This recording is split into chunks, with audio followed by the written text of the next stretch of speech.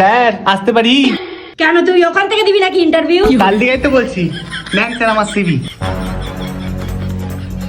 তোর সিভিতে খুব একটা ভালো জিনিস দেখতে পাচ্ছি না। তাহলে আমার সিভিতে আমার বউ একটা ছবি লাগিয়ে নাও।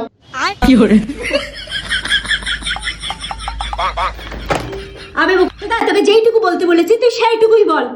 আগে কি করতি? হেলিকপ্টার বানাইতাম। বাহ, এই ছেলে ইন্টেলিজেন্ট আছে মনে হচ্ছে। আগে কোন কোম্পানিতে বানাইতে? খাতাতে। কাল চ্যালেঞ্জ তো নিয়ে নিয়েছিলাম দুবাই থেকে ঘুরে আসবো, কিন্তু খাতাটা ইঁদুরে খেয়ে নিল। আমার সাথে ইয়ার কি করছিস? আর কিন্তু তুই করছিস বে, যদি কাজই করতাম তোর কাছে বালচিত থাকতাম। এটা ঠিক বলেছিস, তুই মেনে নিতে হবে। হ্যাঁ, তোর চাকরি হয়ে যাবে, কোনো ব্যাপার না। তুই আগে একটা কাজ কর, এই বোতলটা বিক্রি করে দেখা। তুই তাহলে জল কি করে খাবি? আমি সাদা জল খাবোই না, বাড়ি গিয়ে খাবো। দূর বা। এদিকে মানুষ হয়ে বেকার আমি ঘুরে বেড়াচ্ছি, আর উঠ ম্যানেজার হয়ে বসে রয়েছে। এই চল চল চল। আর একটাই প্রশ্ন, একটা প্রশ্ন লাস্ট। না না, তোর কোনো কথা শুনবো না, তুই বেরা বেরা। লাস্ট একটা প্রশ্ন করুন, উত্তর দিতে হবে।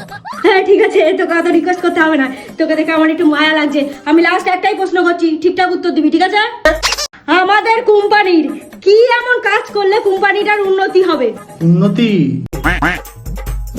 উন্নতি বলতে সর্বপ্রথম তোকে আগে কোম্পানি থেকে বার করতে হবে। তোর